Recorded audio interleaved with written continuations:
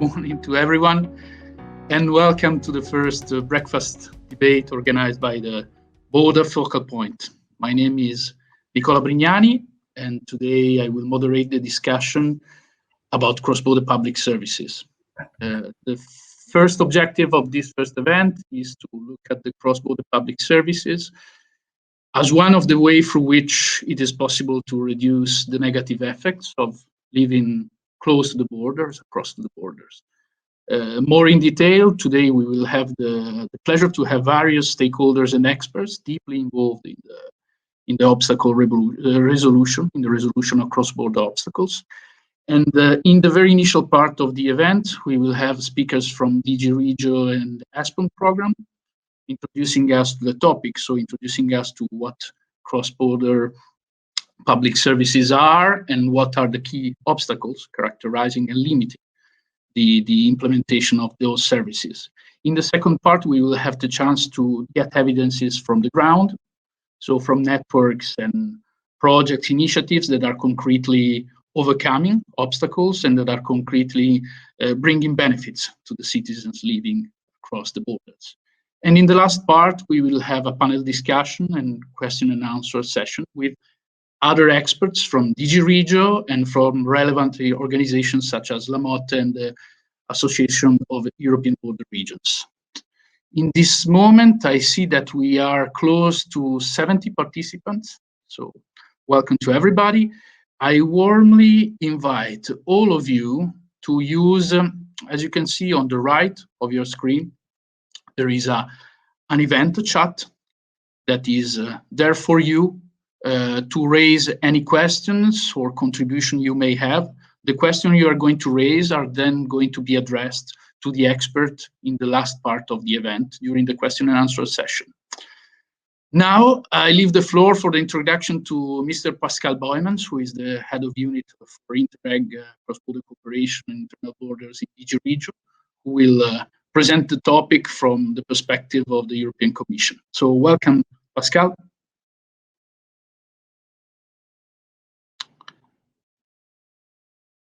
I cannot see Pascal for the but I'm sure he's joining us. Yeah. Hello, good morning, Pascal. Welcome. I can see myself. I hope that everybody else can see me. So good morning, everybody, and welcome at this very first breakfast meeting.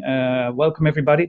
I thank you, Nicola, for your introduction. And I just wanted to say, give a short introduction that this breakfast event is not something which stands on its own. It's a new initiative which we have taken as part of the Border Focal Point network.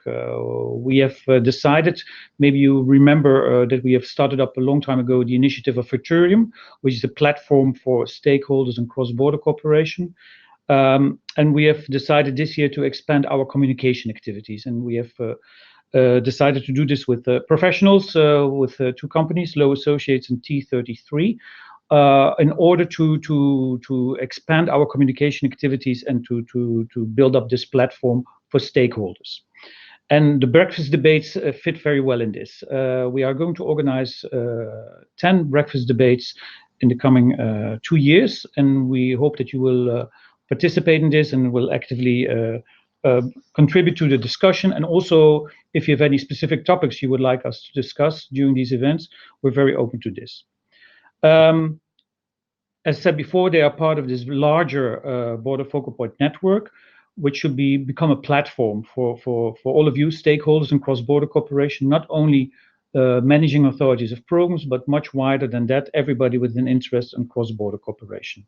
And where you can connect to each other, exchange information, we can have exchange good practices, like we also see here today, inform each other about ongoing studies, and really have regular meetings so that we really build up further this community of stakeholders working on cross-border cooperation. So I would like to invite you all to visit also the new website of the Border Focal Point Network and register. And once again, if you have any topics for meetings in the future, we're very open and to listen to you and organize debates. And also, if you want to be a speaker or you want to give further presentation about your initiatives, we're very open and welcome to this. We really would like to become this as much as possible in an informal community and where everybody can contribute. So that's about the initiative and the context in which we are organizing this today. Then about the topic of today, about public service delivery and cooperation during the COVID-19 pandemic. I hope there will be one day that we don't have to discuss the pandemic anymore, but for the moment, as we all know, we're still in the middle of all this. And certainly I think I won't say anything surprising that we're all aware that the border regions are disproportionately affected by the crisis, by the pandemic. It has shown once more the fragility of the border regions in such crisis situations.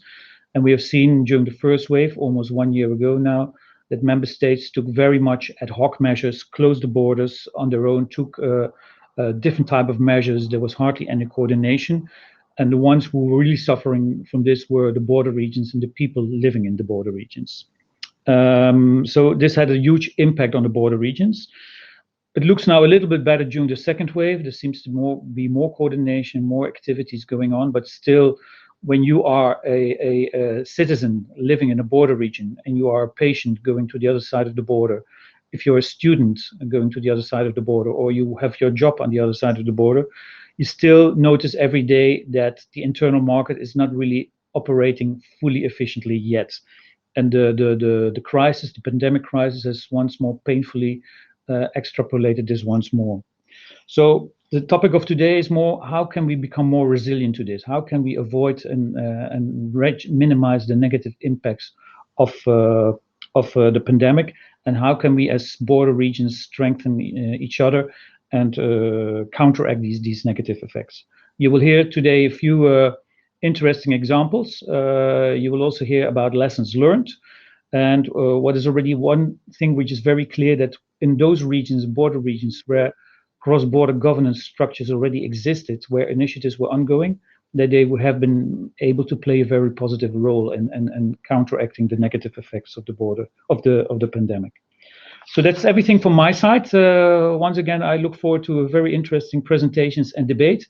And please, once more, ask your questions, participate in the chat. The breakfast debates only become more interesting when we have a two-way direction of communication. Thank you very much, and now I'll give back to Nicolas. Thank you. Thanks a lot, Pascal, for this important introduction.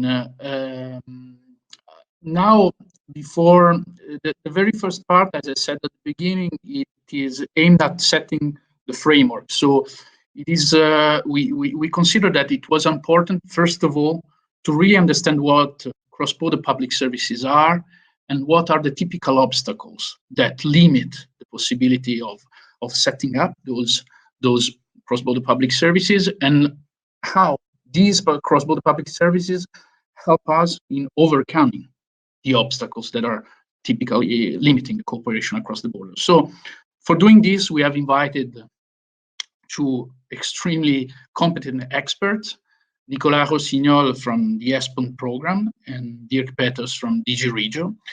And I first of all invite Nicolas to join the floor, and I will ask him to provide us an overview of what cross-border public services are in Europe, how they have evolved over the years, and what are the typical field of application, in order to, first of all, reach a common understanding of what cross-border public services are. So welcome, Nicolas.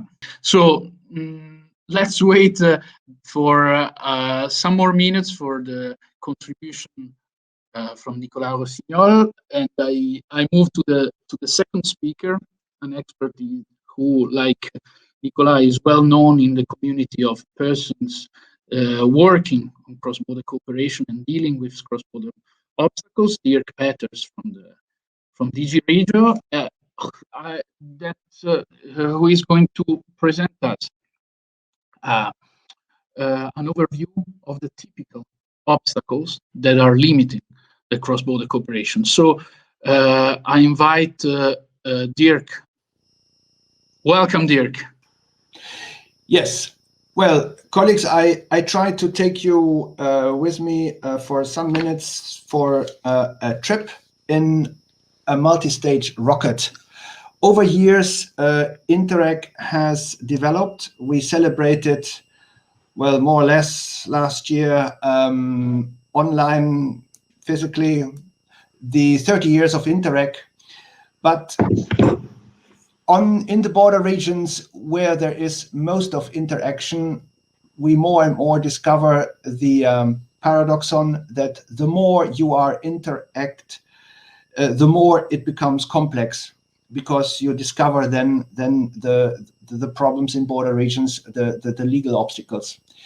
And so each stage of the cross-border rocket has an engine and a propellant. And for INTEREG, for any INTEREG program, and this will be the same for the next programming period, is a joint strategy.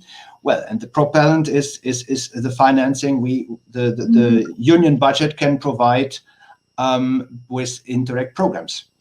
The second stage, it has some years already. It's the European Grouping of Territorial Cooperation, a legal structure at EU level to provide regions, local communities, and other actors in border regions and even beyond to create a common structure.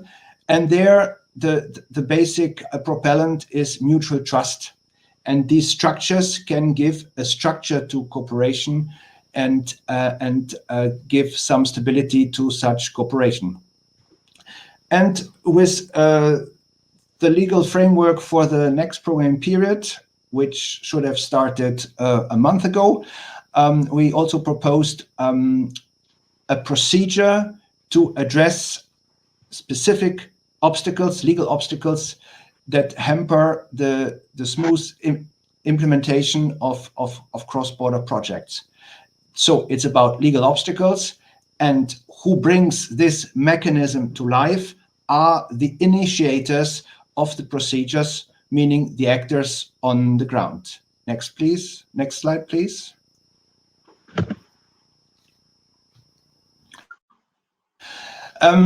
We started the cross-border review back in 2015, which, as most of you know, resulted in the communication from 2017 on boosting growth and jobs in border regions. And in that communication, the Commission developed a very specific action plan with 10 different areas. And today we will put a focus on some of them. Transport, how to cross the border by public transport. Employment, because you still have a lack of information for commuters, a lack of recognition of qualifications. And the third aspect is healthcare. Why can't individuals not just simply go to the nearest hospital across the border instead of going to the high-tech hospitals in the capitals, sometimes hundreds of kilometers away? And why can't ambulances not just simply cross the border? One of the actions was the project managed by ABR and financed by the union. It's the B Solutions. We have already now the results of 43 projects, and you just see the cover page of the compendium, which you can download and get a paper copy of the compendium. And that would bring us to the next slide, please. So examples of possible actions, again, focusing on the three areas: facilitating cross-border transport by promoting joint mobility plans, supporting cross-border employment and support to commuters by facilitating access to labor market, by setting up information points for commuters. It's about having joint vacancies, joint databases across the border, joint skills developed with certificates that are recognized automatically on both sides of the border, and also including language training. Pooling of healthcare facilities by ensuring access to healthcare on the other side, but also simplifying then the reimbursement by the social security systems, and what also can be supported by INTEREG funding, the pooling of equipment and expertise. Now, then we had COVID, and the COVID measures resulted in closing the borders by national rules without any coordination. So the Schengen area suffered also a lot by the COVID crisis. And then the borders were slowly reopened, and transport, cross-border employment, and healthcare had to be reinstalled. On transport, this was done by green lanes. This was also supported by the Commission. But for instance, in the Regio Maas-Rhein, they created themselves a vignette, the cars to put into the cars, so that the commuters that were not transporting goods could cross the border to work in the hospitals and in other important critical enterprises and facilities providing services. Well, that also brings us to employment for this vignettes. It's even nowadays an obligation to work home office. You see, most of us are sitting home. Yes, but this creates then a new problem because there are ceilings for tax purposes, how many days you are allowed to work from home. And now, under Corona, you are working many more days from home than the rules allowed, and this has to be addressed. And finally, on healthcare, there are cross-border transport of patients, not only in border regions between France and Germany, the Netherlands and Germany, but even from Spain to German regions far away from that border, and vice versa. Or right now, the German army is helping out in Portugal. And this is all fine, and this shows European solidarity. But who will actually then pay for that? Next, please. Next slide, please. B solutions cases evidenced quite a number of legal obstacles to these different actions. And the problem stems from differing transposition of EU directives. The member states do it correctly, but in a different way. By differing implementation of EU regulations, something the Commission services don't have often on their radar because the member states are not obliged to tell us how they implement EU regulations. Then, of course, each member state can set up different technical standards to start with how the sirens on ambulance cars work and what color they have and what noise they give. These standards are set up by the executive power or on any kind of national legislation. You have different rules. We will address this also with INTEREG funding by having proposed the INTEREG specific objective on better cooperation governance. And we already understood that many CBC programs will take up this specific objective. And under that objective, the programs can co-finance specific actions on border obstacles. One interesting example is that in the Regio Maas-Rhein, they will, in the form of a small project fund, organize sort of a mini B-Solutions project on the level of all the legal problems they have inside the Regio Maas-Rhein. And if the legislator, at least, well, the Parliament welcomed the proposal, and the Council still has to warm up for the idea for the European cross-border mechanism. And there it's about incorporating the neighbors' rules into domestic law. So it's not to apply the rules of the neighbor, but to derogate to the national law by introducing the appropriate exceptions. And if neither the rules on one side nor on the other side are appropriate, you can also create project-specific legal resolutions, sort of a third set of rules. So summing up, learning from the cases evidenced, and there's a third call ongoing. We will certainly hear about a bit more about that. These solutions, using the INTEREG programs with this INTEREG specific objective on better cooperation governance to address specifically border obstacles, and once it will be adopted, also to use the ECBM to address specific problems in specific border regions. And I think that's it for the moment from my side. Thank you very much. Thanks a lot, Dirk. I think it has been extremely important to already explain what are the key actions that the Commission is implementing, is bringing on the table in order to facilitate and help cross-border stakeholders in having good governance mechanisms, shares across the border. Now I can see Nicolas, he is with us. Welcome, Nicolas. Nice to see you.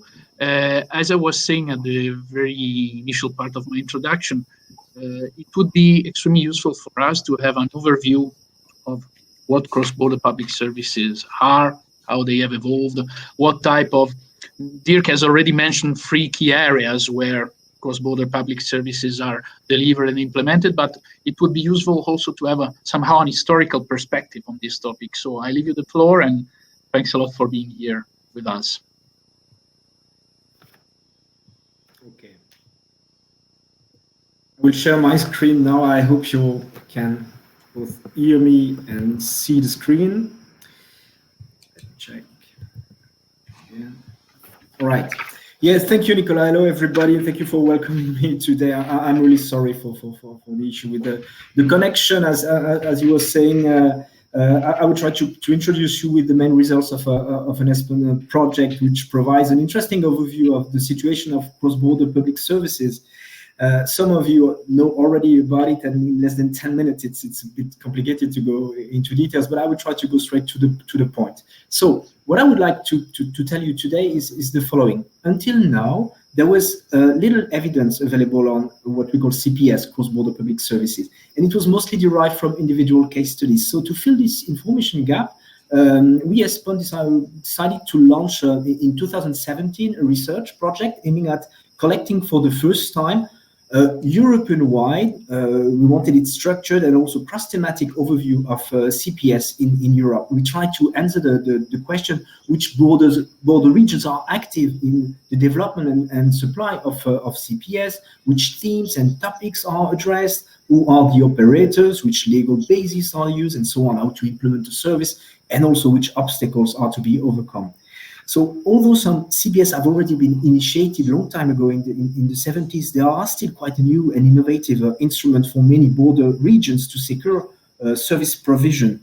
And it's true, for instance, for border areas with high population density, meaning where there is a potential or normally high demand for services, but it's also the case for regions with extremely low population density, where sometimes in some cases joint CPS can be the only model to secure service provision at all. So this European perspective comes along, as you can see on the screen, with some in-depth case studies, part of the project, and where we analyze current and future demands, but also the challenges, the historical legacies, the legal aspects, and so on. And when we explore all that in cooperation with the border regions. So based upon this broad empirical evidence, the project developed also guidance documents for practitioners that you can find today in border regions, and to also try to explain how to develop new or to improve existing cross-border services. What we can say is that despite the large variety of teams, of actors, of administrative models, applied by the several hundreds of services currently provided in European border regions, the study shows that challenges are almost quite similar all the time, everywhere. But solutions are mostly specific, and they account for the specificities of each border region. So you can find all these results in various reports and policy briefs that are available on the ESPN website.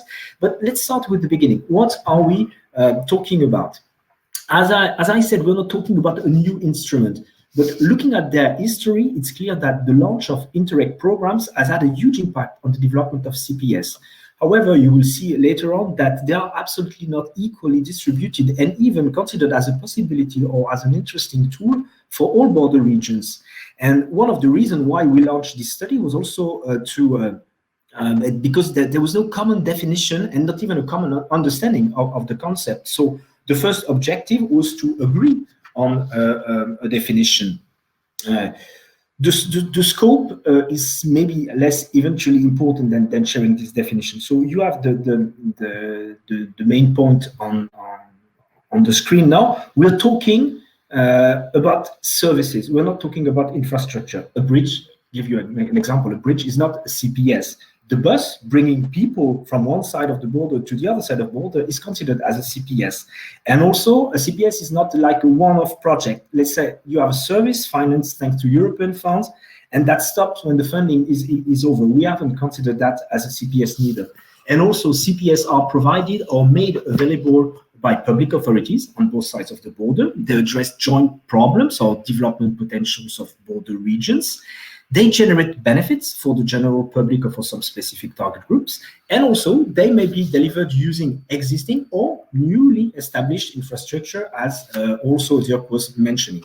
So why do border region invest in CPS? To summarize the added value of CPS, we can simply consider that it contributes to reducing negative border effects. It supports also cross-border flows, of course, and it contributes to better connections. It aims also to improve the quality of existing public service provision in these regions. It can also sometimes compensate a shortage of both domestic public service or private service provision. And again, the territory matters, like always. So territorial characteristics are really typical drivers for CPS. And also history, I must say, when there is a long-standing cooperation, and existing, for instance, interstate agreements or regional agreements, then you have a favorable environment for CPS. So the first outcome of the study was the creation of a huge database of almost 600 CPS all over Europe. And of course, the database is not exhaustive. It's a picture that you have at the moment on the screen of the situation in 2018. So that needs to be, of course, completed and updated today. However, we think that it already provides some inspiration for policymaking and cross-border cooperation. You see something that is noticeable and interesting. It's the concentration along the borders of the old EU member states. But there is another way also. I will show you a series of maps. There is another way of capturing the spatial distribution. When looking at this map, for instance, the more red the border is, the more CPS we found. I'll leave you a few moments maybe to look at the borders you're interested in. Again, this is a picture of in 2018. But we can also consider the thematic distribution of this CPS. We clustered all these CPS in different categories that you now have on the screen. It's less readable like that, but I can maybe try to explain a little bit. What can be emphasized that the majority of CPS is dealing with environment protection, civil protection, and transport. But beyond these themes, healthcare, labor market, education services are also well represented, meaning that there is a wide variety of CPS in Europe, highlighting, we think, both the cooperation dynamic across the borders, but also the various territorial characteristics and needs of the different border regions. So to conclude, maybe a last map, let me provide you maybe some input about the potential needs for CPS development coming out of the study.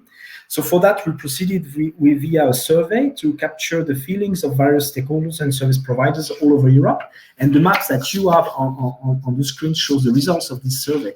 Once again, it's the screenshot of the situation 2 years ago, and the perception would be probably quite different today, but still it provides, we think, at least a good opportunity to dig into several territorial situations. And generally speaking, we noticed at the time that needs and expectation in Eastern and Southeastern Europe appeared very important. As these regions also present a lower density of CPS to date, This offers promising opportunities in the framework of the new ETC program, we think. And it's noticeable also that the regional stakeholders at the time mentioned that most of what they planned and foreseen in terms of separate CPS have not yet been established due to legal and administrative obstacles. Then you can also notice something else, that views and expectations sometimes strongly vary between the two sides of the border. This reinforces for us one lesson learned from the study, which emphasized the utmost importance of long-term political support for developing this kind of servicing.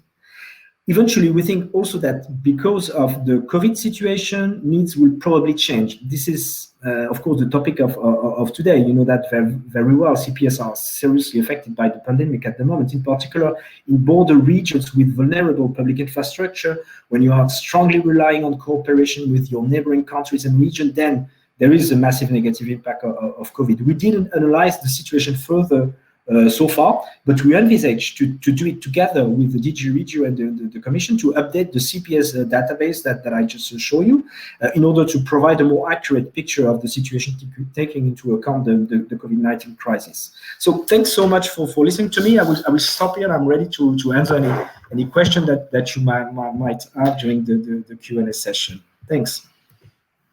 Thanks a lot, Nicolas. We are moving a bit late, but given that you are there, I cannot resist to at least ask to both of you one question, so to take profit of your expertise and knowledge. I think that one important factor that Nicolas mentioned is that in order to have CPS implemented, the long-term political support is a key factor. So I think reasoning a bit as evaluators, which is my role of INTEREG programs and so on, I'm curious to see at which extent you as an ESPON program or you, Dirk, as Commission, you dispose of evidences about really the effectiveness of the presence of CPS in boosting the potential of a given cross-border region, because I think that the availability of such evidences could be an important factor in order to achieve and have the long-term political support. I don't know if you have something to say about it. It's a question for both of you.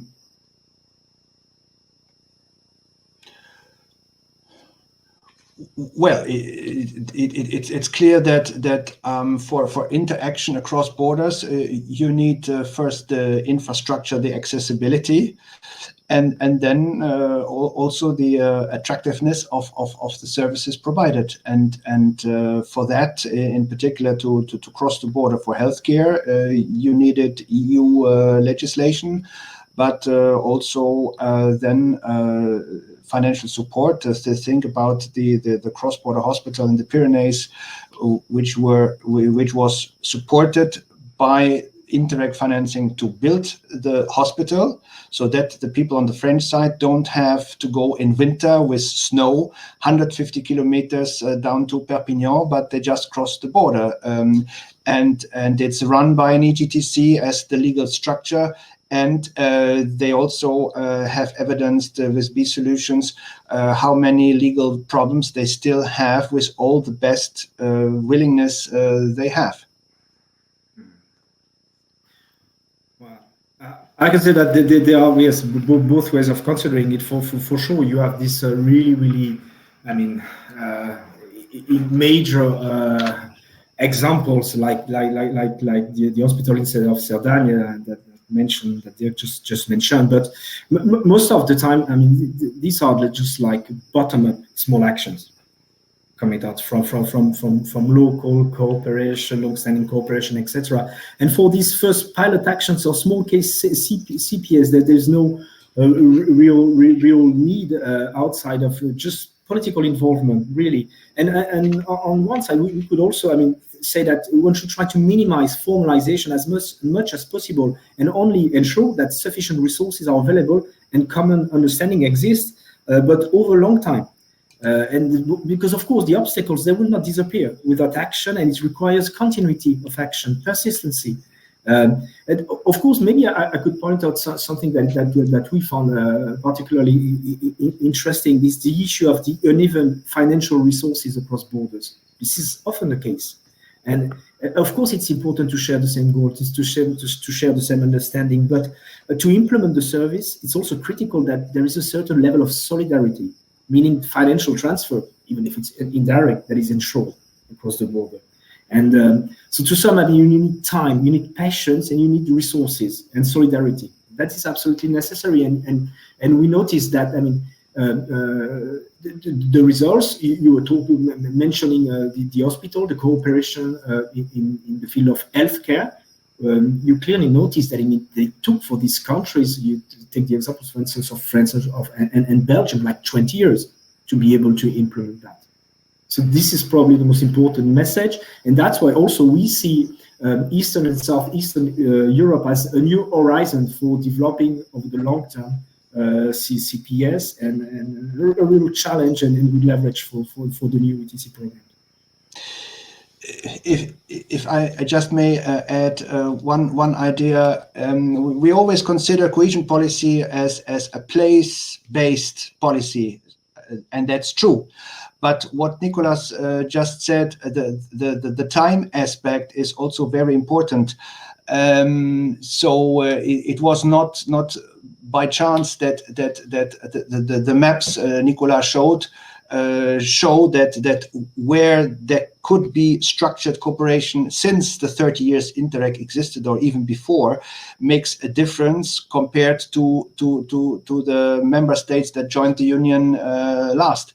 Everybody talks about INTEREG 6, but it's not the 6 program all over Europe, and that makes it very difficult also to draft rules that are not super boring for the highly integrated regions, and still a challenge for the recent member states. So the time aspect, and yes, for us in the Commission to have patience that on newer borders it cannot look the same as around Benelux, France, Germany. That's also something we have to live with. Yeah, thanks a lot. This last comment from Dirk really explains the map that Nicolas showed us, with the red light in some borders and a green light in others. So thanks a lot to both of you, and please stay with us for this other hour and a half we have together. And thanks a lot. Now, I will, before moving to the second part of this event, I would like to ask the participants. I see on the chat that there are already some exchanges. We have prepared a quick poll that you can find in the chat. You can, if you link on the session poll, you will see that we have a quick poll. So I'm going to ask the participants if in your region territory you are aware about the presence of public services delivered at cross-border level. Please answer. So we have 1 minute to answer to this first and to the other questions. So in case there are cross-border public services in your region, please also tell us in which sector these public services are providing benefits and services to the population. I'm going to wait some seconds or a minute, please. I hope that everybody is able to see the poll, and then I will ask to the colleague from Law to show us the results. I'm glad to see that we are almost 80 participants, so there is a good participation. While I'm waiting for the results of the poll, I'm going to start to introduce the next participants,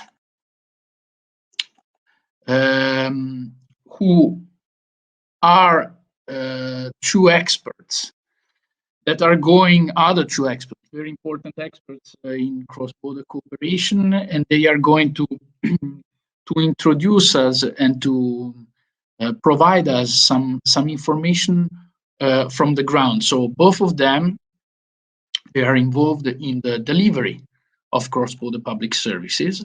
And in particular, they will bring us experiences and knowledge from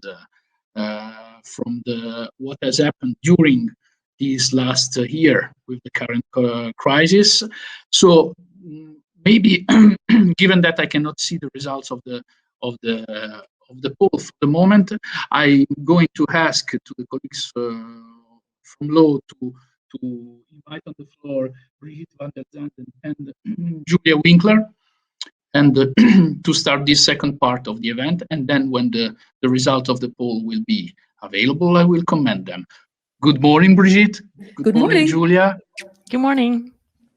We are really nice and happy to have you here. So I will invite, first of all, Brigitte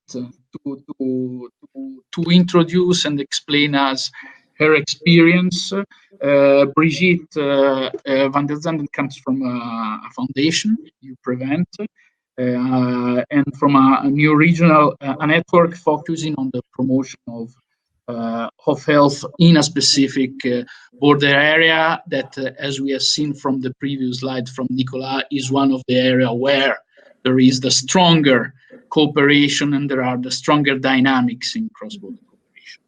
And Julia Winkler, she's from the Austrian Agency of Lower Austria, and she will present her experience in the delivery and carrying out a project during this last year. So both of them, it's very interesting because they will provide us examples of what has happened during the last year in relation to the crisis we are living, unfortunately. So I leave the floor to Brigitte for her presentation.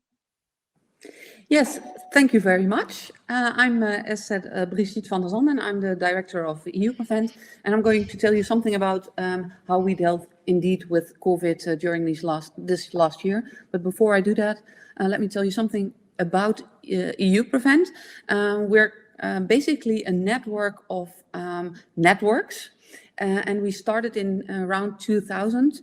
With a lot of different networks in the area, for example, for infectious disease control, youth, overweight, environmental health, and all these little networks worked together, bottom up, and had, for example, different projects. But then after a while, in 2010, we decided it would be also for sustainability reasons good if we brought these networks together, and these 40 partners or organizations at that time in the region Meuse-Rhine decided to fund an organization, a foundation called EU-Prevent, where they brought in their knowledge and their network, so that there was also, after projects like INTEREG projects, sustainability in the region Meuse-Rhine for the topics that we were dealing with. And if you talk about these organizations, who are these organizations? That were, for example, public health authorities, universities, hospitals, governments, patient organizations, mental health organizations. So a large variety of organizations in the Netherlands, Germany, and Belgium. And their main goal together was to improve the health of citizens in a border area. And indeed, what was already said in the introduction, EU-Prevent is focusing primarily on prevention and health promotion. And for a reason that we see that there was already a lot going on in the region Meuse-Rhine concerning the cure side of cross-border cooperation, so people that were going across the border to a hospital. But these organizations, this network said, well, that is very important, and we still need to focus on that as well. But let's also look together what we can do to prevent that people get ill. And also that we need to do in a cross-border setting, which is also important because citizens cross the border, and also prevention and diseases like we have now, the COVID pandemic, doesn't incorporate borders. They don't, a virus is not taking any consideration with a border and say, okay, this is a border, let's stop here. And that is something that we incorporate also in EU-Prevent. And we see then also that because of the fact that we have already since 2008 a network on infectious disease control, and people in the public health departments across the border know each other. It is and was easier in this COVID pandemic to connect with each other on a daily basis, to see what is going on in Germany, what's going on in the Netherlands, and for example, also in the area of if somebody has family, for example, in the neighboring country, working in the neighboring country, and you need to know with whom was he in contact, then these people didn't stop at the border, so also the public health authorities needed to have contact with the same kind of authorities across the border. And because of these networks, that worked. So we are a network focusing on very pragmatic activities. Of course, we are there for sustainability, and we want to support networks, and that's what we do, like the network on infectious disease control. We have numerous workshops and conferences, activities, projects. We run currently 5 projects on different topics. And it's always bottom up. We always involve citizens via citizen summits. We always provide comparable regional data on a regional health atlas. And we see the added value also in COVID times. If you look at obstacles, of course, we face obstacles as well. Not only in relation to COVID, but in general. Sustainable networks like these are always depending on funds, and it's of course logical. And yes, these 40 organizations, the formal 40 organizations that we have, contribute from a money point of view. But we also need structural funds on different levels, and that is always a struggle. We do not solely depend on projects, which then would not be sustainable, of course. And what we also see is political areas that change over time. Sometimes we have a positive vibe in border areas from a political point of view, and sometimes you see that the political vibe is a little bit less regional focused and is more regional focused, which then also puts on discussion if a network like EU Prevent is useful or not. Because, and very often it's also because they take it for granted that we are there, that they don't see the need to invest in it anymore and say, well, it's already there, why do you need funds? But because we are there, we still need funds to be able to do the network and make sure it can happen. To sum it up, because, and then I can tell afterwards if you wish something about COVID in general, is that what we want is the highest quality of life of citizens in border regions. And we're not focusing anymore only on the region News Rhine.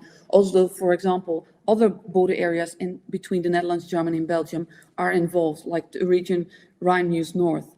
We are and see ourselves as a laboratory for health innovation, and we always do it bottom up. So we support thematic focus and concrete results, because we really know that together we are stronger. We need the border in this sense.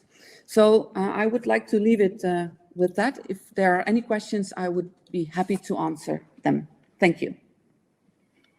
Thanks a lot, Brigitte. I propose you to leave the floor to Julia now, and then I will come back to both of you with some specific questions. So, Julia, I leave you the floor, and please tell us something about your experience during this last year. What has happened in your Thank you for the area. invitation. My name is Julia Winkler.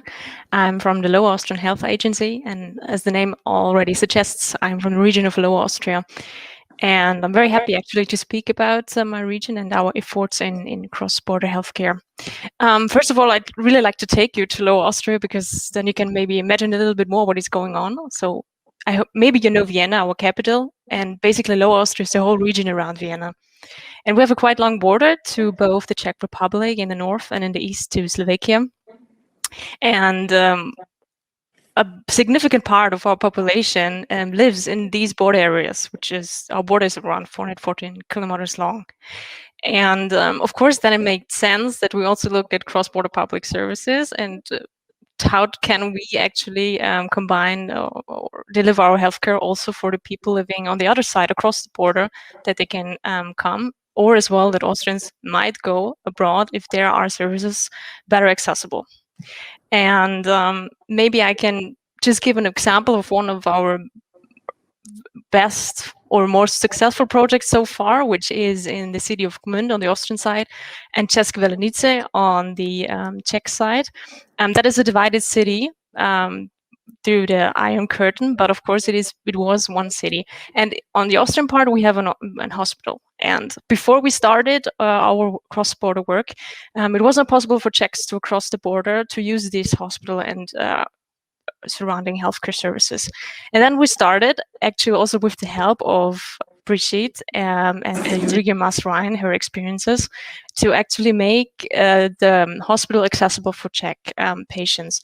We made this through INTEREG funds, so that was very important for us. And we are very happy to say that at this point already around 7,600 patients from the Czech Republic came to Austria and received services both in inpatient and outpatient care.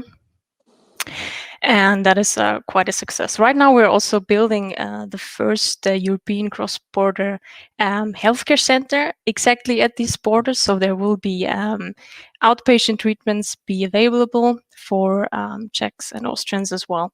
So that's quite good. Along the way, when we actually tried to figure out how this can work on this border alongside Lower Austria and South Bohemia, we also saw that also, for example, ambulances would have to be able to cross the border, because that's as well important. So we had to see how can this be made possible, and we came to the conclusion that we probably need a state treaty between Austria and the Czech Republic to regulate all the open questions and obstacles, and we are very happy that we made this possible. On the other hand, it's also that we checked for a lot of Austrian citizens if there are services more closer accessible across the border. So, for example, the hospital of Znaim in the Czech Republic as well has a good radiotherapy unit. So we also made it possible that Austrians could go there. They could choose if it was closer to the home to go there. We also work with knowledge transfer, because actually the Hungarians and the Czechs are in some fields better than we are. So, for example, the Hungarians are helping us now to build up a digital pathology in one of our hospitals, and the doctors from Znaim also helped us to build up an endometriosis center in one of our hospitals. So that was quite important. And with these knowledge transfer things, that still happens with COVID. But of course, now that the borders have been crossed, it was a bit of a challenge actually to keep the patient transfer open, but not only the patients, but also the healthcare personnel. Still, I can say basically that where has been already a collaboration, where has been personal contact, it was able to manage. So even though national restrictions have been put in place, as was already said, ad hoc, we were still able within a couple of days actually to find solutions which worked, and that was quite important. And I think I'll stop here, because it would be more important probably to have questions or a discussion. No, thanks a lot. I'm really curious. I think both experiences are extremely interesting. I'm really curious to see also, coming back to one initial statement Pascal said at the very beginning. So the fact that when we have observed during this last year that when we have a good governance, a good cross-border governance in place, it was possible to already provide effective answers to the current COVID crisis. So the response of the public service in those areas where the good governance was in place was more effective than in other areas where the good governance was not there. So somehow the cross-border public services could be seen as an effective tool to even reply and provide good answers to extreme crises like the ones we are living. So somehow you, Brigitte, and also you, Julia, have already mentioned something, but could you give us some concrete examples to what was possible to do that it would have not been possible to do without the presence of such a an effective framework in place. Yeah. So basically from our region, indeed what we saw, and I saw it also in the chat, in the first wave, we saw also the cement blocks on the roads and the police standing at the borders. And one of the challenges that we, for example, faced also as EU Prevent was the fact that we got questions about people carriers that were taking care of their loved ones in the neighboring country, and suddenly they were not allowed to do that, which is also very important for the informal healthcare system, because the healthcare system depends highly on these volunteers, of the people that take care of other people without professional help. And in a certain time where you close borders in case of the pandemic of COVID in this case, and you close it, then suddenly these people depend on a professional system which is already burdened by the COVID at that time. So because of the fact that we had in this case present, it was possible for us to very quickly help these carriers by making letters where they were also accepted to go across the border and so on. And as I said also in the beginning, we had, because of the fact that we have and had already networks across the border, in the situation of the COVID, these experts, not the politicians, but the real people doing the work in the border areas, doing the testing, doing the search for where were you, with whom were you in contact, because of the fact that these were already in contact with each other, it was also easier to do that work. Nevertheless, there were a lot of hurdles, and even on other levels, like the Ministry of Foreign Affairs in the Netherlands and NRW is now asking networks like ours, what are the medical and effects on closing a border, and is it from that point of view useful or not useful, and what to do? And I think that is important. And also from INTEREG point of view, they are asking networks like ours to see what is common, or what do you see within these, in an area like the region, going on. But and because of the fact that you have these networks, and I think because the fact that they are strong, also the other projects not dealing with COVID are still continuing. Digitally, it's not always the best, but it is still going on like before. So I think there's a lot of options, and I think Julia has the same experience, and she's told it as well. And organizations like Health Across, for example, which Julia presents, and EU Prevent, are a real example that these institutions or networks, because we are both formalized in a way, are really having an added value in times of pandemics or whatever situations. Julia's for more the cure side and the primary care health, and we are focusing on public health and health promotion. And both situations, it is really helpful. And maybe I can add another example for what happened during COVID. Okay, borders have been crossed, and we had the problem that the health personnel couldn't come to Austria and basically to work. And we had an example of a nurse, for example, and in the morning she packed her bags, waited 2 hours at the border, and then was in Austria to work. But she didn't know in the evening if she could go home. And all these regulations, like how to cross the border, most of the time came Friday afternoon. So there was actually no time to react or to ask like what documents basically would be needed for the health personnel to go back and forth. But due to the reason that we had these networks and we had, for example, the state treaty, we could at least send, our regional politicians to the embassies, to people they already knew, to basically check how can we manage that it still works, that commuters can still commute, and that a couple of patients or ambulances, for example, could go. Of course, at some borders, we also saw these cement blocks. But at the border in Gmünd Valencia, for example, we just had these scissor grids which you can move. So it was not totally closed, and that was basically one of the most positive examples I can bring.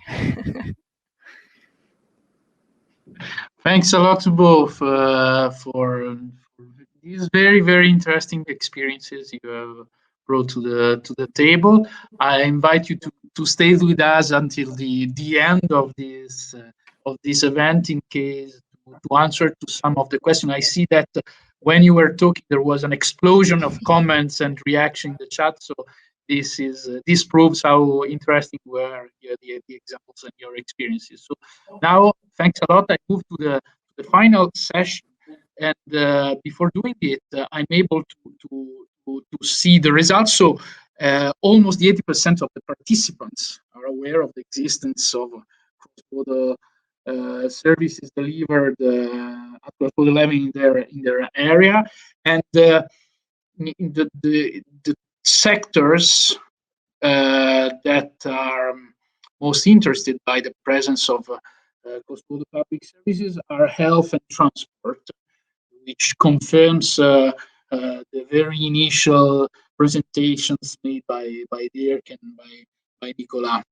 So thanks a lot for your reply. Now I invite on the floor the three experts who will participate to the panel discussion, and who will be there with the other experts to reply to the questions coming from the participants. So welcome Martin Ramirez, welcome Nathalie Verschelde, welcome Jean Perroni. Well, I will briefly introduce all of you, even if I'm sure that 99%, maybe the 100% of the participants already know this. Nathalie is the deputy head of the unit at DigiRegis, one of the most important experts in INTEREG cooperation. She oversees the implementation of all INTEREG programs in internal borders.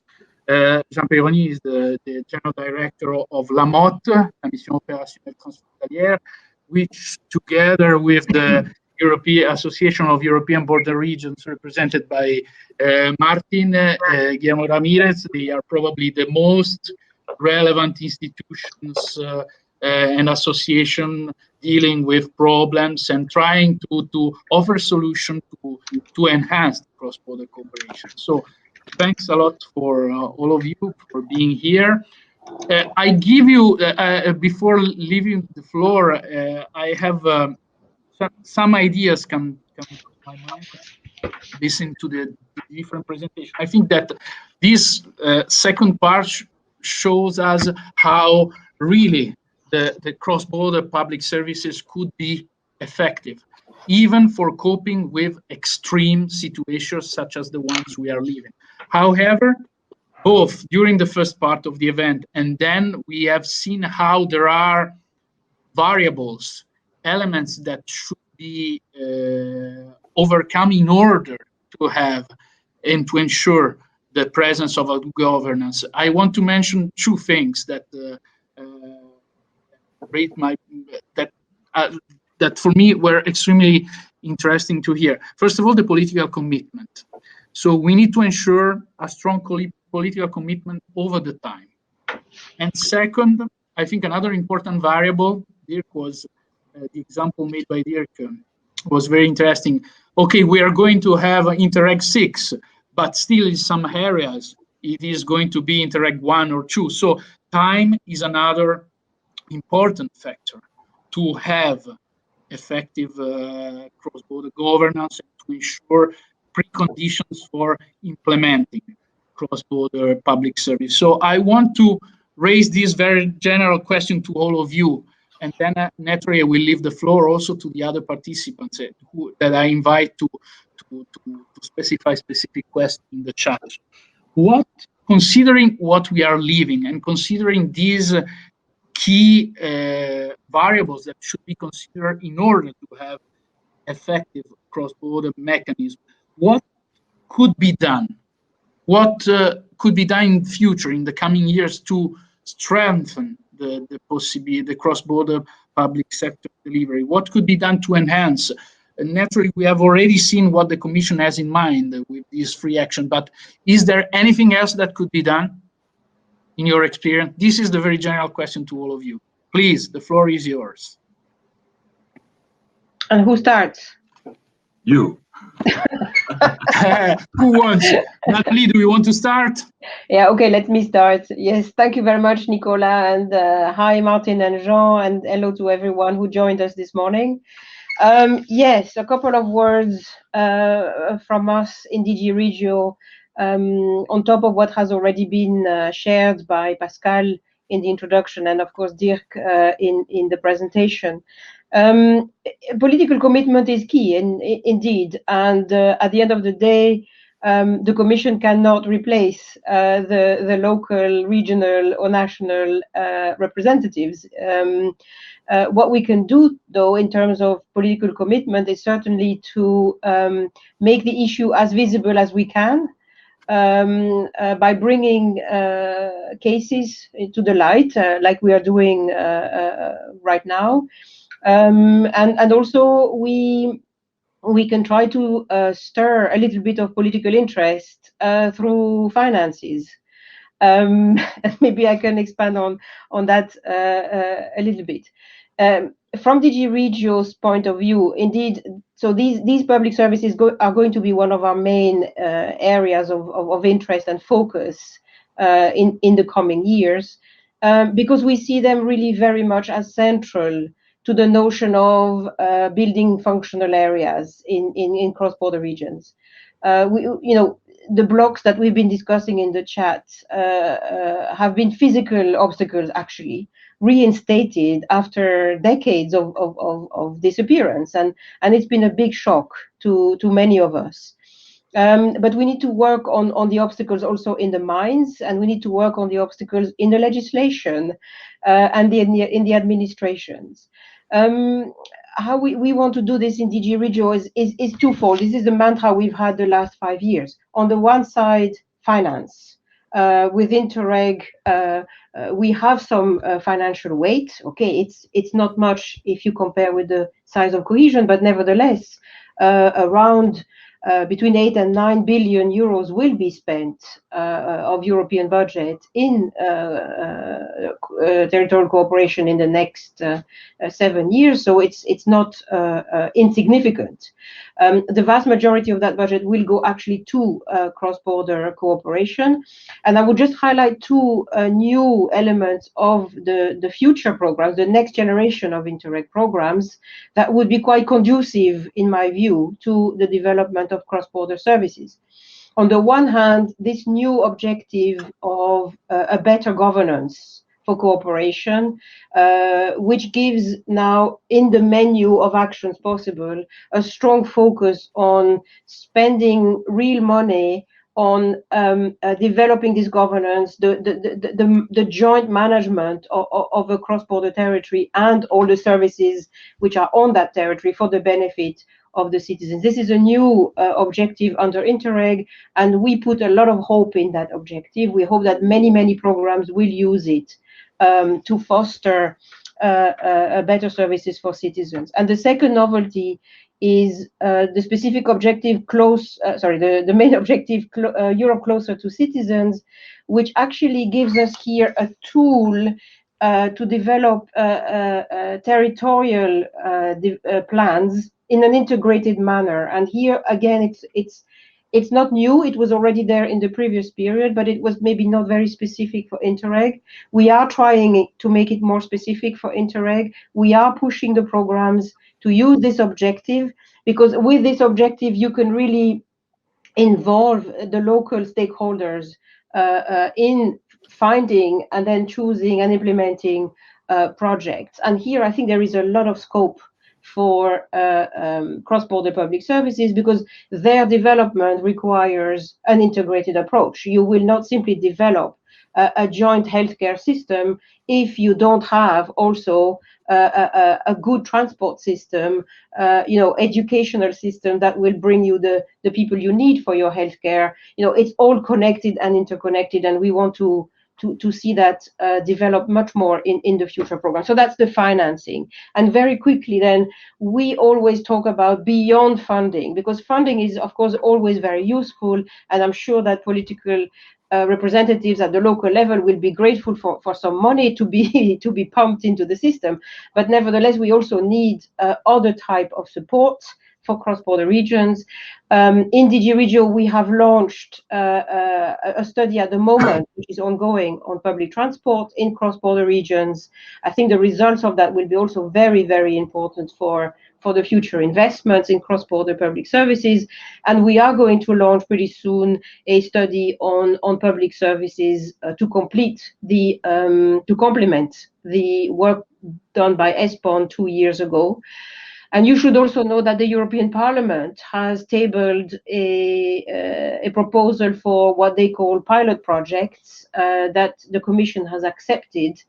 So we will be looking at how we can foster more cross-border public services through deeper exchanges, through good practices, through, of course, also solutions, guidelines, or at least guidance on how to do it. So there is a number of building blocks coming in the next 2 to 3 years that would really increase the knowledge base that we have and that we can share. And then we come back to where we are today in this border focal point network, which we very much see as a place where we should exchange the experience and the knowledge that we have. You can see already in the chat, we have already exchanged now, observatories on cross-border healthcare exist already. You have the EGTC Go in Slovenia, Italy, which is very active in the healthcare sector. You can see these exchanges are taking place. We need to be doing as much of that as possible. And as Dirk has already said, we also want to work very much on all these obstacles that stem from incompatible, let's say, rules and regulations on both sides of a border. And part of that package on helping with obstacles is also the support we try to give to EGTCs, so European Grouping of Territorial Cooperations, which certainly have a huge potential to become tools to manage these cross-border territories together, including in the delivery of cross-border public services. So that's all I wanted to say right now. Of course, available for questions at the end, and I will of course leave now my eminent colleagues Martin and Jean to complement this. Thank you very much to all for your attention. Thanks a lot, Nathalie. So Jean or Martin, who is going to? Please, Jean. Well, thank you for inviting Lamotte. Good morning, everybody. Well, I will first say that what I will try to explain is also built on a study that we made for the Commission, which is now on the website of the border focal point. It's a study about the effects of border closures on cross-border regions in spring of last year, but these lessons are still valuable now, even if there is a little more coordination now than 1 year ago. And basically, well, of course, I can absolutely confirm with the overall vision that first, all communities have been hurt, but particularly cross-border communities, of course, with a sort of double penalty with this closure of borders. It has been already said that the cross-border public services have been the first to be closed. Of course, many public services have been closed, but very often on the borders, it has been very severe. I would also like to confirm that it's very clear that cross-border organizations were very quick to react and maintain cooperation, and not only some cross-border public services succeeded in going on, but for instance, EGTCs or equivalent bodies did a great job with providing information for the border citizens, lobbying for reopening of the borders, reopening of the services, and so on. And of course, this gives many lessons for now, for future crises, and also for normal times, I would say, because they will come again. I will, of course, it's very clear, it has been said that what is important is first bottom up, is first the fact that the civil servants, that the operators of the services, but also the citizens have reacted, and we have to build on the strength coming from the ground. And it's also very clear that very often solutions come or should come in the future from the EU.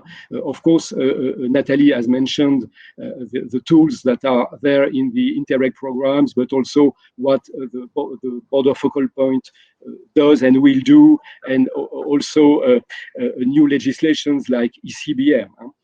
But I would like to insist now on the intermediate level, I would say, which is the national level. We have all in mind that borders have basically been closed by states, and it's clear that states have been sort of the bad cops in this story. So, of course, we have to lobby to have a more positive attitude from states, but we also need to have in mind that states will still be there as guarants of the safety of the population, of health, for instance, and also for the recovery. As Nathalie said, there is some very useful money at EU level, for instance, in INTEREG, but there is also big money still in the states. And this is where we have to make sure that states coordinate across each border, that states are also good cops of cooperation at EU level and also on every border. And I will insist on that. What our study has shown is that the basic problem has been 1 year ago that there was no coordination. There was no horizontal coordination. Suddenly the borders were closed. There was only vertical coordination within each state, and we had to build or rebuild a multi-level coordination across borders at all levels. I mean, local, regional, national. And for this, of course, this was not that much in place. Sometimes there were some agreements, and they were used, of course. I can give the example of the French-German border. There was already the Aachen Treaty, and there were the Euro districts and the Euro regions like Upper Rhine and Greater Region. So they acted, of course. But this should be more the case on, I would say, all borders. The point is not to say there is one single model, single pattern. On some borders, these organizations exist. On some borders, there is no organization or little organization in a structured way, but very much resilience. I think of the Irish border, which has been fascinating because this border, of course, cannot be closed because people don't want that. There were problems, including in the public services, because they are managed by different organizations. Two countries, which are Republic of Ireland and UK through the Northern Ireland administration, and so there were problems. But the reaction came from the society, from the citizens, from the businesses that are organized, and so the resources are very diverse on each border. But what is important is really to progress on this multi-level governance and to make sure that states are willing to cooperate. And I will again say that, yes, there are bilateral agreements like France, Germany, but there are many others. There are also other areas of Europe where there is a multilateral organization. I think that, for instance, in the countries in the north of Europe, you have this Nordic Council, which is active on normal times about cross-border obstacles, but which was also active for the management of the crisis. So no single pattern, but have this multi-level governance in mind, and this is where I come to the ECBM. I think really that now we are at a moment where we need not only to act on each border, but we have to build together this multi-level process to solve obstacles. And this is where we need this possibility that the ECBM would give to use norms that are the other side of the border and to put them to manage cross-border public services. And this is very clear that this process would allow to make much progress to solve obstacles. But we also need to guarantee that the obstacles that cannot be solved locally can go to the national levels and to change legislation or to make bilateral agreements.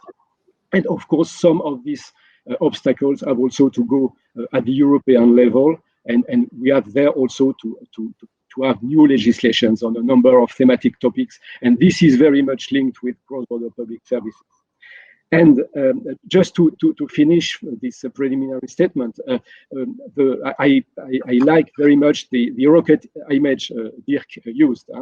Of course, INTEREG can and should fund the building of walls for hospitals or also cross-border public transport and so on. This is money. We have the EGTC tool, and that this is very relevant, very precious to build not only cross-border public services, but also to build governance of territories. But we still need a tool to solve the obstacles within an hospital, for instance. When you have built the walls, still you have to have legislations that are coordinated about civil status. You have to hire doctors or nurses, and this comes to national legislations. You have to manage the emergency facilities like ambulances, but for this we need to have states that agree across the border, and this is where having an overall bottom-up process to solve obstacles, which we would have with the ECBM, is very precious. I will end with that. Please lobby in all your countries for that the ECBM progresses in the Council and is adopted at the EU level. Thank you. Thanks a lot, Jean. Now the floor is yours, Martin. Hello, Nicola. Good morning from snowy Berlin to the family of cross-border cooperation. Hello, Jean, Nathalie, and all the previous speakers and people listening to this very interesting breakfast. Well, it is not easy to say anything new, especially when I agree with everything I have heard. But, well, I would like to insist on certain points from the point of view of ADR. Yeah, first of all, your questions, Nicola, considering the situation, what could be done? Anything else? Yes, of course. I think it was said. And then the first answer was, we need more political commitment. And I would say, well, before commitment, we need political will. And before political will, we need to develop some trust. Because still, we are talking all the time about the development of trust between member states, and especially when it has to do with cross-border issues. And we don't see that, especially when looking at the ECBM. How many times we have said this is a voluntary instrument, and still the argument is, well, we don't know if the Commission wants to push us to do. Look, voluntary. You can do it if you want, but perhaps you have to listen to the border regions. And this takes me also to, we have been asking many times, you cannot decide, member states, you cannot decide these kind of things from Madrid or from Paris. You can write the decisions there, but you have to go to the ground. And then please establish contact points, but not in your ministries. Go to the border, talk to the local authorities, the regional authorities, the small and medium-sized enterprises who are doing business across the border. Talk to the cross-border workers who are crossing the border to take care of the elderly in the other side of the border. Otherwise, you will do a lot of ridiculous things, like closing the border, and then next day you have to open it again. Or as it happened in the first wave. Or you will close the border with the UK because there is a British stream of the virus, and then you will create a lot of troubles for the consumers, for the transporters, for everyone. It's ridiculous. Or you will close the border between Portugal and Spain like 2 Sundays ago, and actually you cannot close the border because there are so many cross-border commuters in essential services that you have to leave some border crossings open. What you only do is that you close some borders, and some doctors going from Vigo to Porto, they have to make 200 kilometers more every day in order to take care of the patients. Please, be serious. The problem is national sovereignty. It's the same story for the last 70 years. Do we want a European Union which is based on trust and on common and shared services and to do things together? Look at now. If we don't have the European Union, many countries would have a very, very dramatic situation. And then what is the first idea by many member states? Let's put some more obstacles on board. Let's close the border. You can't. You need sometimes to put cement blocks, as someone in the chat was saying. And even though you will have to put these cement blocks aside because there are doctors, transporters, agriculture, people selling essential goods, that they have to cross the border. So you don't need to close the border to show muscles and see that you are sovereign. No, the real endurance here is to share your sovereignty. As Jean Peroni has said, multi-level governance. You have to share some sovereignty to the bottom in a process of decentralization, so to provide the services where they are more appropriate, subsidiarity. And you have to share some sovereignty to the top, to the European Union. Not everything, and even it's voluntary, but you have to make it possible. It is a little bit a shame that we are doing these B solutions and other initiatives, and most of the time the obstacle lies in the national level, because still, despite of the so-called single market, there are many asymmetries. And the implementation, oh, this is a trusted law that has been working for centuries. Well, my friend, but look at the border areas. Perhaps you have to use a new instrument. Even if you have to use the legislation of your neighbor in a small piece of land, just for delivering some services, it will be cheaper. Your citizens will be happier, and probably they will vote you more. So the ECBN is good. I have been studying the ECBN for any perspective, and I don't see the obstacle. And even when we discuss with the member states, the only argument is we are sovereign. Oh, please, we are in 2021. And the first sovereignty is to be accountable towards the citizens. So in this sense, we think we still have a lot of trust. Look at the discussions on the rule of law. How can you say in a modern EU that you have doubts about the need to implement the rule of law? Oh, please. Oh, please. Then we need to develop political will. Then we have to establish commitment. And then we have to look at the experience of cross-border cooperation in the last 30 years. Look at INTEREG. Look at our rocket men. INTEREG, EGTCs. Is there any problem?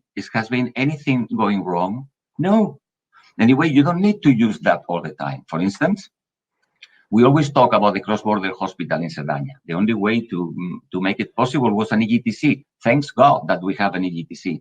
Because, Jean, you remember, we tried foundations, we tried bilateral agreements, but there was an asymmetry of services, and finally there were more institutional partners than patients. So finally, the EGTC, a simple, very good EU solution. Then why not thinking that the European cross-border mechanism can be something like that? Really, the discussions with the member states are absurd. It's amazing, but I still think that we can manage to do it. So, as I said, there are cases like the hospital in Cerdanya that you need an EGTC, but there are other cases. Ms. Winkler was explaining about the case of Lower Austria. They don't need to create a new hospital. They just decided politically that the hospital in Gmund can deliver a service to the Czech area. And this is running very well, and every year better. And it's a fantastic example. Or the case in my border in Badajoz, where many ladies from Portugal, they come to Spain to deliver their babies because it's much better to make 12 kilometers than going to the Évora hospital 150 kilometers away. And even before the regulations, this was happening, and no problem. And the institutions were taking this into account. So it's, again, it's a question of commitment, Natalie, as you said before. So cross-border public services, this is the issue. There is a very interesting ESPON study that has been developed by Nicolas Rousignol this morning. And you can see, I don't know what is more impressive, the services that have been detected in the first map, or the services that can be provided in the last map. I think this should be something that we have to take all the time to the member states. Look, and even it will be cheaper, and your citizens will be happier. I would like to draw the attention that I think it was not mentioned, that the Committee of the Regions, which is also pushing very much for a sound cross-border cooperation, they adopted last week an own opinion on cross-border public services. And I would ask you to go to the website of the committee and take this, because it's translated in all EU languages. And they stress a lot of things. But one of them, which is very important, is the cross-border contact points. You cannot have a cross-border contact points in the ministry. Well, maybe, yes, in Vienna or in Bratislava. But I think that the Spanish contact point should be at the border. And the same with Portugal. And especially in these cases when these public services are not the competence of the state, are the competence of the regions. But in their neighboring countries, the competence is in the state. So, well, you have to agree. And perhaps you have to take into account the local and regional authorities in the border, and then to have a national contact point, which could be also, or cross-border contact point, which could be also the place where the local, the regional, and the national level meet every day with the different perspectives and with their neighbors in order to deliver a better service. Again, what Jean has said before, multi-level governance. But still there are obstacles. We have done the study, the solutions. Now we are in the fourth call. It will close on the 11th of March. There is no other call foreseen. So if you have an obstacle, please do it now or shut up forever. Or perhaps we will have more chances. But we have 1 month still to identify. We have identified 43, which are in this compendium. There are other 23 identified in the third call, which are now about to start the analysis, etc. But now we are receiving, since 15th of January until the 11th of March, still receiving the new proposals. Please take it seriously. It's very easy. It's very easy if you have an obstacle. You cannot invent it. Just take the obstacle, this obstacle that you are always talking about when you are having a beer with your colleagues across the border. Write a very simple form, or ask our staff, our team, who are very happy to help you, to prepare it very well and then to submit it, because we will be happy to send you an expert to make a review of the obstacle, to identify it properly, to see if the problem is that you are not aware of the EU legislation that can still effectively implement it, or to find a way to combine or to solve the asymmetries while we don't have an ECBM, or perhaps we have to make a small revolution in your border area, but we are ready to do that. And that, yes. Sorry, because there are some. There was a question that I would address to all of you regarding the European cross-border mechanism. So there was if there are, I think it was Sabine Zilmer who raised it in the chat to know a bit what are the progresses in the potential possible use made by the national and regional authorities. I don't know, Nathalie, if you want on the ECBM. Jean or Martin. Well, the ECBM. Yeah, on the ECBM, yes. In the process right now, we are waiting for Council to have its negotiating mandate. We've been waiting for more than 2 years for that mandate. The Parliament had the mandate very quickly. It was quite uneventful in the Parliament, and they really had a very good constructive mandate, quickly voted. But it's more difficult in Council with some member states who are simply determined to block ECBM. We have to call it as it is. There is a group of member states who are extremely favorable, a few, not that many. And then there is a kind of middle group that is hesitant, let's say, but that could be, in my opinion, swung in what I would consider the right direction. Unfortunately, there is a group of member states who are simply determined to say no to this. The German presidency tried to make some advances on the file, and they organized an exchange of views in December with member states and submitted a kind of issues paper, some key questions. And member states had until the end of January to submit in writing their contributions to that paper. We haven't yet seen what has come from the member states, so I'm not able to give you more details than that. Unfortunately, the current presidency is, of course, incredibly busy with the adoption process of a number of important legislative acts, in particular related to the reaction to the pandemic, the recovery, resilience, and all of that.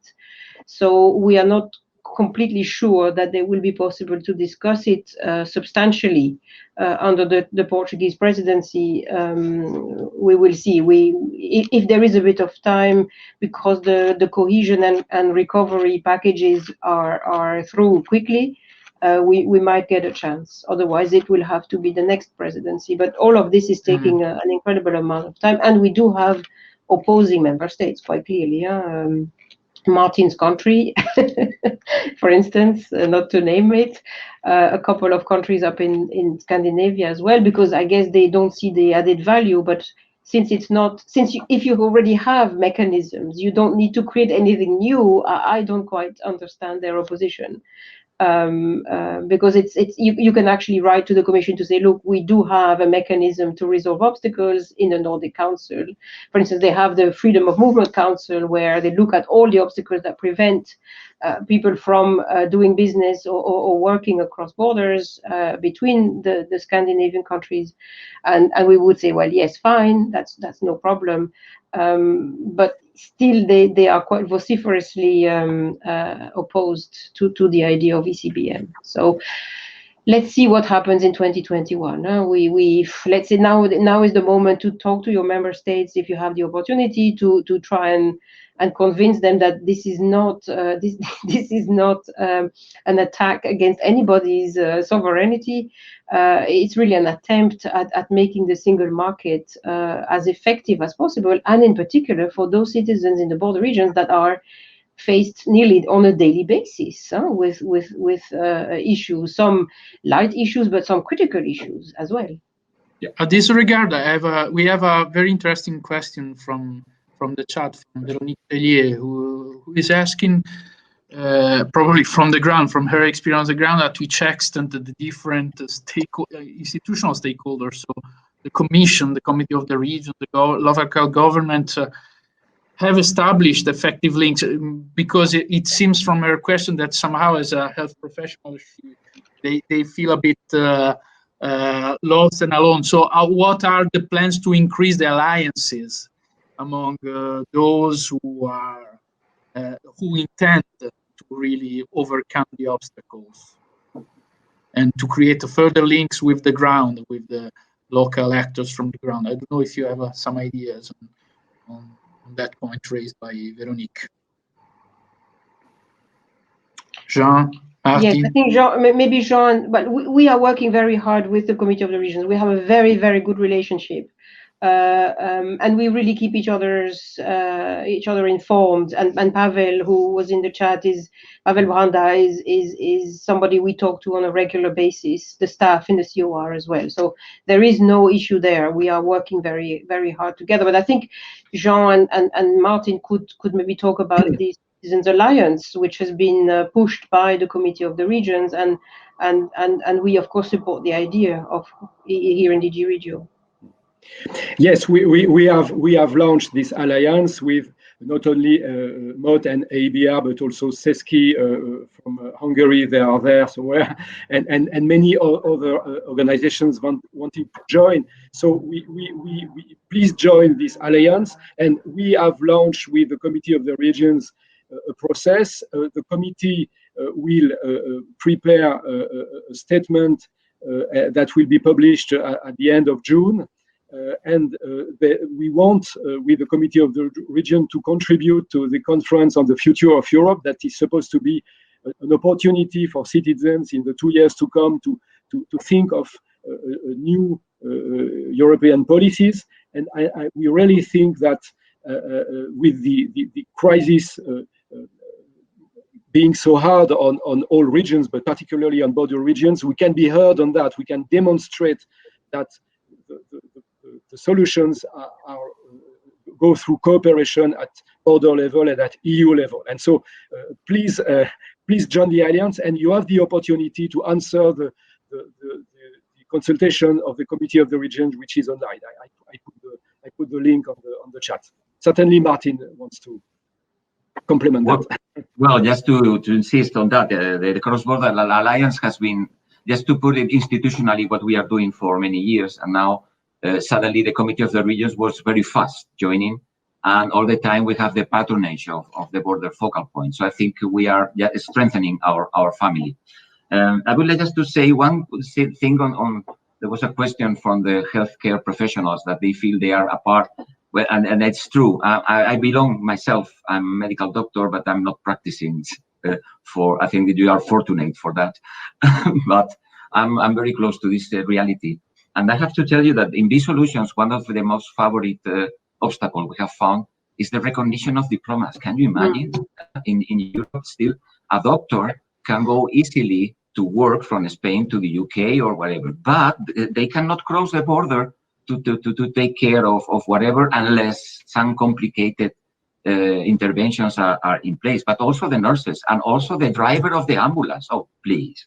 So this is what we would like to raise the issue. And another thing I would like to mention is because it's also probably you have identified there is an enormous interest on these solutions, which is addressed to EU land borders, and on the different mechanisms which are very much addressed to the internal EU borders by external borders, which sometimes also we forget that they are there. And some of the territories are EU and their neighbors not, but there are different programs for them. And it will be very interesting also to take into account that there is also people living in the external borders of the EU, and they are extremely interested on the cross-border alliance, on the implementation of a mechanism like the ECBM and others, or the EGTCs, which is not fully developed.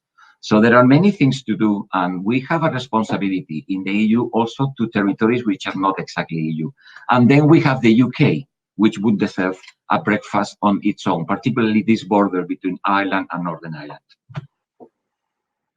So an English breakfast, let's say like this. No, my colleagues from law are telling me that we are running out of the time, which is naturally, as Italian, I'm not very attentive about the timing issues when we organize conferences, but unfortunately this is the case. So we are close to the end. My final remarks about all the very interesting things that have been said is that it seems to me that with this concept of cross-border public services, it was possible to conceptualize and to describe something that has been happening across the border since a lot of time with a different degrees of intensity. And with this concept, it has then been possible to set up specific tools and to improve the policy framework and the regulatory framework to enhance and increase the possibility of the different cross-border territories to set up, such as mechanism for delivery public services at cross-border level. This is the first point. The second point is that we have proved with the examples by Brigitte and Julia how effective these mechanisms are, even in very critical and extreme situations like the ones that we have lived and we are living now. Then there have been very interesting reflection about the key factors that are needed to enhance the presence, besides naturally the actions that the European Commission is making at the regulatory level to enhance. There are some variables that play a key role, which are the trust, the political commitment, the political wills, timing. But for coping with these specific variables, one element that is play as a fundamental role is the involvement of, on the one hand, the local stakeholders, so the capacity to play and to have on board the local stakeholders. But on the other, as Jean stressed during his intervention, it is extremely important to have also national authorities on board, on the one hand, to limit the damages they can make for as they have done in many cases during last year for limiting the cross-border dynamics. But on the other hand, also because probably in the coming and for sure in the coming years they will dispose of a lot of money centrally managed, and this finance, these resources could be extremely important to make to give to the cross-border territories additional resources than INTEREG for developing new initiatives for delivering cross-border public services. And then a final message is an invitation to all the stakeholders and the participants to this event to apply to the peace solution initiatives, and also to send them application and information to the alliances that Martin and John described. So this would be my final remark, and I really thanks a lot to all of you. First of all the speakers that took the time to be with us, and all the participants. We will take you informed about the next events, the next breakfast events, and the other initiatives we are organizing at the level of the platform. So thanks a lot to everyone. It was a pleasure for me to stay with you together. And stay safe. Use the platform. Use the platform. Yeah, use the platform. Use and the stay platform. Safe. Yeah. Thanks a lot. Bye. Thank you. Bye-bye. Bye-bye. Goodbye.